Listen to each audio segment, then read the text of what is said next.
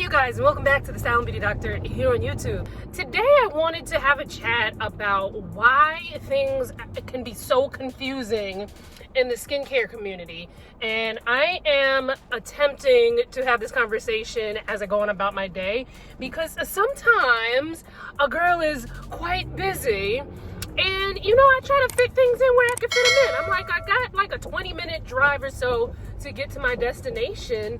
Instead of sitting in here listening to, my 90s hip hop like I usually do, I could be in here filming a video. So here we go. Keep watching.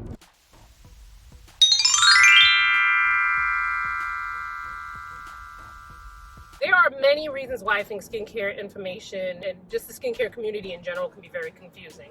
So, first thing that I've observed, which again is not the first thing I've observed, it's just the first thing I'm talking about here. People comprehend differently. And I have noticed this even with some of the comments that I get in my videos, where I will edit and, think about, is there a better way to say this? And, try to make myself clear, recapping the video at the end, just to make sure that, the point is taken.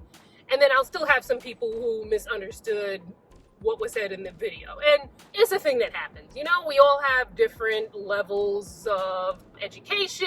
We all have different life experiences that we may bring into our thought process. So that's one of the reasons why I think certain things can be confusing and misconstrued, because people comprehend the same information differently. Case in point, this whole physical versus chemical sunscreen debate, which I have a video on, so make sure you check that out. Go over there, hit that and look at that video. But dermatologists seem to like physical sunscreens because there's less chance of irritation with a physical sunscreen versus a chemical, because some people have irritation to some of the chemical filters, and some people have irritation and don't even realize it. Like, some people don't even realize that there is a difference between a physical and a chemical sunscreen, and they think that just all sunscreens are going to irritate them. And to not have any risks, because dermatologists do tend to err on the more conservative side, because they do see the worst of the worst in their offices on a day-to-day basis, they're going to recommend something that's going to cause the least amount of irritation possible. But sometimes people interpret that as, don't use a chemical sunscreen. Comprehension is one of the things that I think causes some of the confusion in the skincare community. Now, another reason I think that the skincare community can be so confusing and seem like it's very conflicting is that certain people will speak about certain things, right? So, for instance, this whole fragrance thing. If someone has an irritation to fragrance and they're a content creator, you're probably going to hear a lot about how fragrance irritates the content creator, right?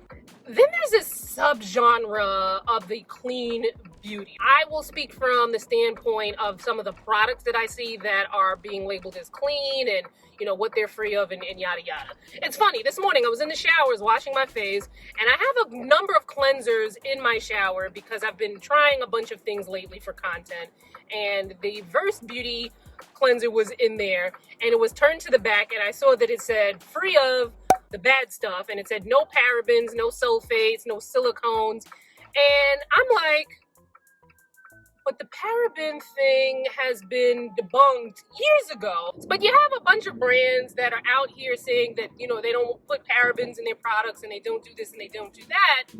And they use that type of marketing to make you think a certain way that, oh my God, I don't want any parabens in my products, when that's not necessarily true, And in some circumstances, some of the preservatives that they're using in these products can tend to be irritating. So it's like, not for everyone, of course.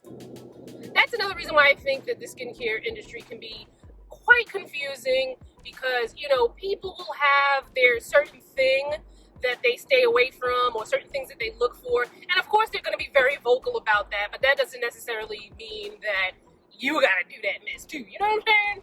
Now, everybody is to blame in this whole confusion thing.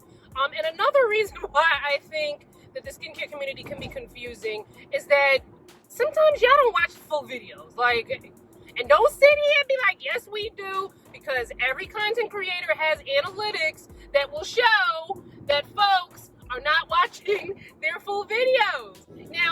is not to say that, you know, you skip over people telling you about, you know, the cat, their new cat, and what the cat's doing, and, you know, the cat's grown up, and this morning the cat had a little bit of catnip and nibble. And I'm not down in cat people, because I too am a cat person. But even when you get straight to the point to a video and you have all of the information that people ask you for, people will not watch a full video. They'll get a grasp of what you're saying, or they think they got a grasp of what you're saying, and will run with that and cause further confusion because they ain't want to watch a full video. Now, I'm not saying that, you know, you got to be sitting through the crazy cat ladies talking about the cats for 45 minutes. But what I am saying is there are a lot of really great content creators out here creating skincare videos. A couple just rattling off the top of my head that I enjoy watching. Dr. Alexis Stevens, I talk about her all the time. I like Cassandra Bankson, she's an esthetician. I like watching Dr. Dre, but you have to watch the full thing to get an understanding, please. So another thing that can cause confusion in the skincare community is that sometimes people misquote creators, and then they go on their own personal social media and continue to spread misinformation. So, case in point, the other day I was on Twitter and I noticed a tweet from someone who was saying that they got a bad reaction from doing LA Beautyologist's 15-minute oil cleanse, right? However, when you dig deeper, the person was doing it way more often than what LA Beautyologist mentioned in the video. Now, I don't know if they added her or, you know, it got retweeted and someone else added her or whatever, but she was able to find the tweet and to clarify what she said, right? Now, not everyone is going to have the time to catch, you know, information like that or see information like that and be able to correct it. But I'm glad she did. But when you're listening to something that another influencer, whether that person is a skincare enthusiast like myself, whether that person is an esthetician like LA Beautyologist, or whether that person's a dermatologist like Dr. Alexis Stevens, you really have to pay attention to what they're saying. One, but also you have to apply certain things to your own lifestyle and for your own skin type. So basically what I'm saying here is that, one, really make sure that you understand what the person is saying. And then two, if you're going to watch a video like that, you kind of have to use your judgment and apply situations to your own personal lifestyle, right? So for instance, I watched Dr. Alexis Stevens. I just love her. Don't you love her? Anyway, I watched Dr. Alexis Stevens' video on the iron oxides and the right sunscreen to use with pigmentation issues. So people with melasma, for example, post-inflammatory hyperpigmentation, for example. And she showed how she mixes the iron oxide containing foundation in with the sunscreens and this and that and the third. Now, I watched the video. I got the information that needed to be gotten from that video, but I'm not going to be mixing foundation and mineral sunscreens and all that stuff into my routine because, one, I'm very clumsy. Two, I like to be in and out. And three, the information that she was providing didn't directly apply to me. So while it was good information, it didn't apply to me. And I'm not going to, you know, incorporate that into my skincare routine because it doesn't apply to me. You know what I mean? So anyway, as we were saying, another thing, let's just call them agendas. So people have different agendas in the skincare community, right? So, for example, I have an agenda too. I don't think that you need to spend a lot of money on certain skincare products. Like, I feel like a cleanser doesn't need to cost a whole bunch of money. A moisturizer doesn't need to cost a whole bunch of money. Come on out the street, people. I don't think you need to have a 12-step skincare routine to have an efficient routine. Like, I think you can, you know, cover the basics. Yeah, so that's essentially my agenda. Does that mean that you should never buy an expensive moisturizer? No! Here's my thing. A lot of people who know very little about skincare come across my Instagram, my YouTube, my blog. So these are people who are very new to skincare, right? So sometimes they look at what they see in the skincare community and they think that they have to do all of that stuff. So my agenda is like, nah, you ain't got to do all of that stuff. It's not necessary for everyone. For some people, yes, it'll be, they find it beneficial, either for their mental health or just because they like things a certain way, that having a 12-step skincare routine is beneficial to them, right? Now, dermatologists tend to also have an agenda as well. Now, keep in mind, there are different types of dermatologists. Some specialize in cosmetic dermatology. Some might, specialize in specific types of skin diseases, so on and so forth, right? But a lot of dermatologists that I speak to on a regular basis, like the ones that were in my chemical sunscreen versus physical sunscreen video, and a lot of our favorites here on YouTube, like Dr. Alexa Stevens, Dr. Dre.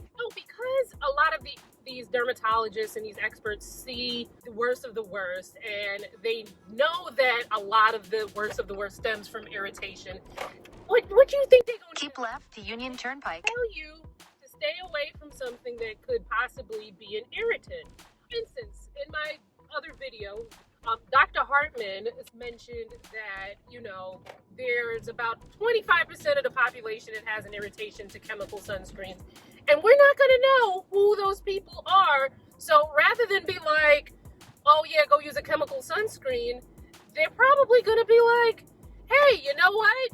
To stay on the safe side, why don't you use a physical sunscreen? Because physical sunscreens are less irritating than chemical sunscreens, right? So people have different varying agendas, and some of these agendas are going to conflict with some of the other ones. So that's another reason that adds to confusion in the skincare community. But you have to keep in mind that certain people do have certain agendas, so that should lessen some of the confusion. So another reason why there's confusion in the community is that information changes. So years ago, the advice given about sunscreen was that you needed to wear at least an SPF 15, right? Now that advice has changed to be at least an SPF 30 because people weren't wearing sunscreens properly. People weren't putting on enough, people weren't reapplying, people weren't applying the right type of sunscreen for their lifestyle and the situation. So that changed. But even with the SPF 30 thing, you hear a lot of experts recommending an SPF 50. And why is that? Because people still aren't putting enough on. So the idea behind that is that with a 50, if people half-ass it, that, you know what, maybe they'll get somewhere between the 35.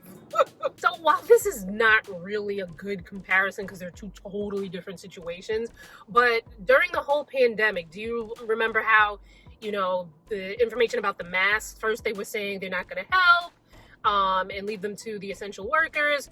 Now, in New York, at least, I know for sure that we're mandated, other states probably too, but I know New York, because I live here, are mandated to wear masks, and, the information changed. So sometimes things can be a little confusing because the information has been updated, maybe people aren't aware, and it can lead to confusion. So those are some things that I have found lead to confusion in the skincare community. I'm probably leaving some out, but that's where you lovely folks come in the comments. Let me know below, what are some other things that you have seen yourself that can create confusion in the skincare community? Have there been things that you have found very confusing about the skincare community here on YouTube? Leave that below. But I'm not trying to make this like a bashing kind of thing, because this just not that kind of channel, So please be respectful in the comments. Follow me on social. The links will be in the description box. And I will see you fine folks in my next video. Bye, guys.